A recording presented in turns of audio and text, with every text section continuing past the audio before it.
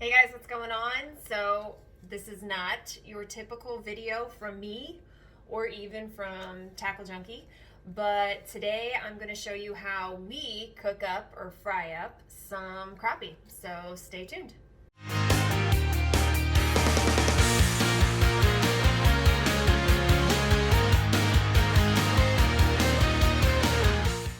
Alright guys, I've already done some prepping. I know my head's cut off in the shot, sorry, but it's the easiest way to get this done. I've already done some prepping. So I've got my fish already rinsed off, and it's sitting on some paper towels to kind of collect a little bit of that added moisture. I picked up, we use Andy's, a thing of the yellow, Andy's, a thing of the red, for that little added kick, or that little added spice. And then just cornmeal, just plain cornmeal. Okay, in order to make the seasoning, and this is really simple, I don't add anything to this, okay? I'm going to do a full thing of Andy's. Get my Cuda scissors. So I'm going to cut open the Andy's. Just dump it in a pan.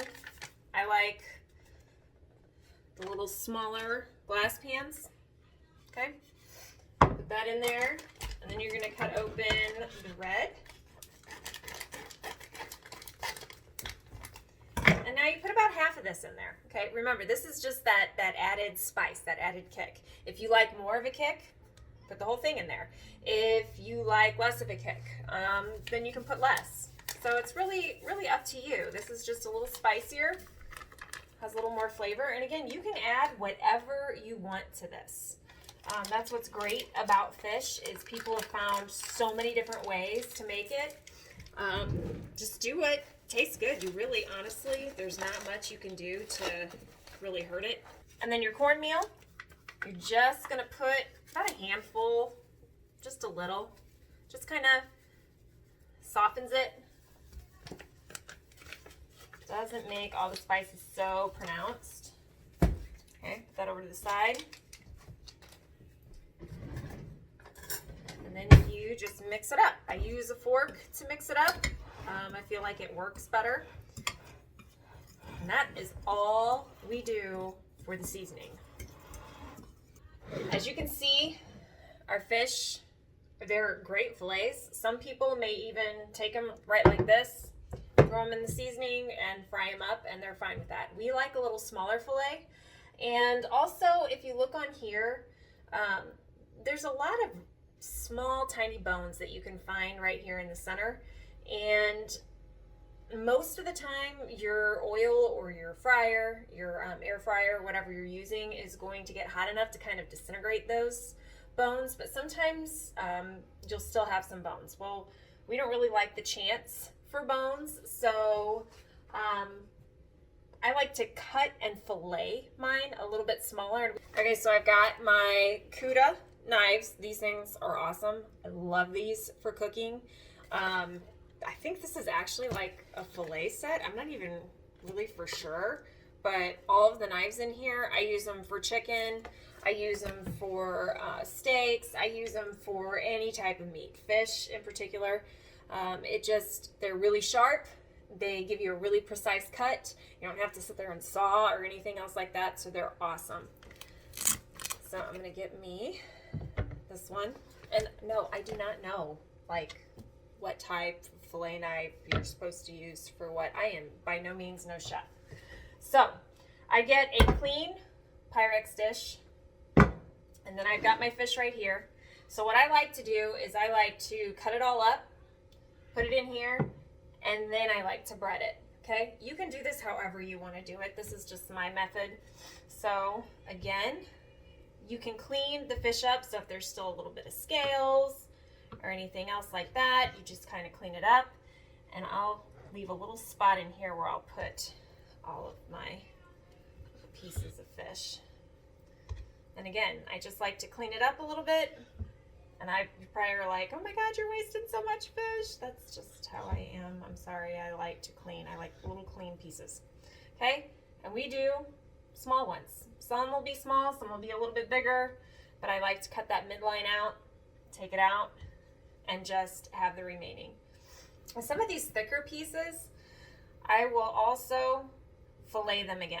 So I just take them and fillet them, and I'm sawing a little bit like that because I do not want to cut my finger, and this is a very small piece, but you can see that even with that fish, how nicely that cuts, and it cuts right down the center. I've got all my fish cut up, and now I've got my air fryer out. We use the Power XL. I love it. It's, I don't remember how big of a quart thing this is, but it's the bigger one. I don't like to spray cooking oil directly into this. So what I do is I take it out, get a paper towel, and we like to use canola oil whenever we cook fish. This is more for the flavor. Whenever you oil anything like that with an air fryer, it's more for the flavor. So I just like to put a little bit on a paper towel and kind of spread it around on the little frying plate inside of here. Doesn't take much, but if you don't get enough in the first little go around. So I don't really want it like dripping wet. I just want, again, it's mainly for that flavor, to kind of bake in that flavor into the fish. All right, so what I like to do is I like to have my fish, I have my seasoning, and I have a pan, okay? Now, since I'm using an air fryer, I cannot put all of this fish in the air fryer because I want it to be cooked evenly, and I want it to be nice and crisp and nice and moist on the inside. And so if I load this thing up, then it's not going to cook right. Not everything's going to be evenly cooked. The heat won't be evenly distributed and everything else, and so it'll just not turn out right. So it does take a little longer because, again, I have only so much space inside of here that I can use. So I like to go ahead and get my fish ready. So I will take, and this is when I'll use my spray, I'll kind of just spray my pan a little just so nothing really sticks to it. Even though I know it's non-stick, but still I'm weird. I like it like that. Okay, and again, do this however you want to do it. And share below different ways that you guys cook pan fish. Okay, these are still nice and moist. Let me see if I can get that shot a little more. There we go. Okay, so you literally just toss these guys in here. You use your hands, use a fork, use whatever you want, and you can see that it just sticks on there, nice, evenly distributed. And I just like to lay them up in my pan, because what I'm going to do is once I got all these bad boys seasoned, I am going to spray both sides with the canola oil. And that canola oil is what kind of makes them a little moist, again, adds a little extra flavor, and it'll make them fry up, to me, a little nicer. And again, this is all for those of you that are going to be using an air fryer. If you are using a regular deep fry or filling a pot on your stove and using the fryer like that, then you do not have to do all these extra steps. You can literally do this and toss it in the fryer. That's it. That's all you need to do. I've got all of my fish breaded and I laid them in here. So now I'm just going to shake this up and I'm just going to give them a good coating. And again, this is only if you're air frying. You do not have to do this step if you are going to be frying traditionally with a deep fry or on your stove or anything else like that. You do not need to do that. So what I'll do now is I'll just flip these all over and I'll get the other side. Okay, so you can see I've got my fish all done, ready to go. I've covered it and I just want it to sit there while I prepare my other sides. Now, we usually like to make hush puppies with our fish, so you can't have a fish fry, in my opinion, without some hush puppies. But before I do that, I'm going to show you guys how to make some poor man's tartar sauce. Okay, this is 3 ingredients. I mean, that's it. So you've got relish, pickle relish, ketchup, and some mayonnaise. Literally, that's it. For those of you, if you have a really great tartar sauce recipe, please leave that in the description below. I'm always looking and willing to try anything different.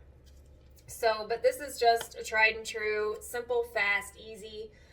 You can either buy tartar sauce in the store. I, for one, am not a big fan of a lot of the tartar sauce in the store, so I prefer to make my own. And again, you're just going to put some mayonnaise. I am sorry, I'm not a measurer, so I can't tell you, oh, put 2 tablespoons of this. Terrible, I'm sorry. And then you're just going to put as much pickle relish as you want. I am the only one that eats this, and I like, this is like down at the end here, so I'm going to take the cap off. I like a lot of pickle relish, so I put a lot in mine. All right. Okay. And just a little bit of ketchup. This is kind of where you get that little tart from. I may have just put too much in there. And what's great about this is if you put too much ketchup in there, so if it comes out and it's like pink or still pretty red, you just add more mayonnaise. Honestly, you cannot ruin this. It's so simple, so easy.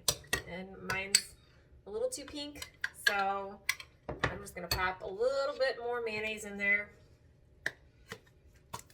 And I'm good to go. Some people like a little more of that tomatoey kind of taste, so you may have left it as is. I like a little bit more of the mayo flavor. Okay, and there you have it. It's poor man's tartar sauce, ready for your fish. Of course, this fish is so good, you don't even need anything to dip it in. So, hush puppies, I do not make these from scratch. I'm sure there's some wonderful recipes out there.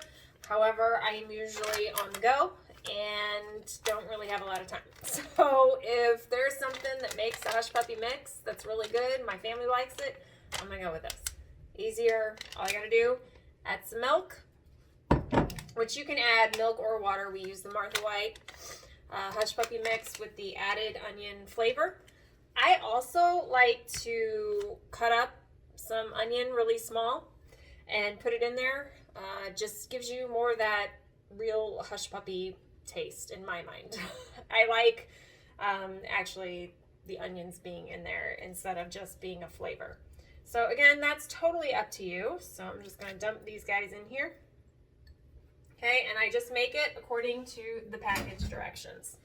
Okay, so you are just going to heat up your oil, add 3/4 cup of milk, and combine all the ingredients. Now, if you kind of let it sit a little, it, in my mind, cooks better. It kind of, it isn't so wet. It kind of, I don't even know how to explain it. You'll see it here in a minute, though. I guess you could say it kind of gets airy if you let it sit, as it kind of rises a little bit and it's not so wet, so when you drop it in there you can get more of the hush puppy little balls. I do not do these in the air fryer. We've done that before and they come out like hush puppy biscuits and they really taste the same. I mean, they were still okay, but they were just, they literally look like biscuits from Red Lobster and did not taste like Cheddar Bay biscuits. So as you can see, the more it sits, it kind of just gets a little airy, I guess what you can say. Now I'm going to make some country green beans. So I normally like to do frozen green beans, just a bag of frozen green beans. You can use canned, you can use frozen, you can use fresh green beans. Those are all fine to use. But with everything going on in the world, we had a hard time finding any vegetables. And so we were lucky we found canned green beans. So I got 2 cans of green beans here. So you just put those in there. You drain them first, and then you go ahead and put those in there. You're going to add some chicken stock. Okay. Not a whole lot.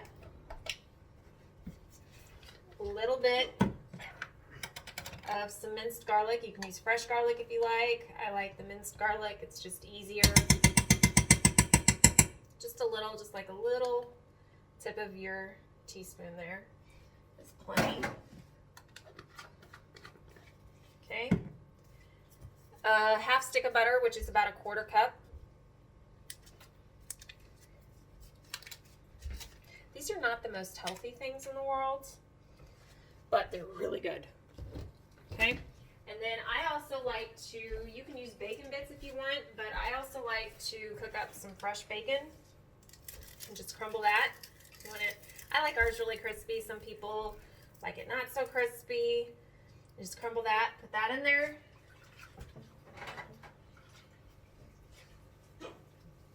You can add some salt and pepper if you want. To me, with the garlic and everything else, it just really brings out some really good flavors. Put this on the stove.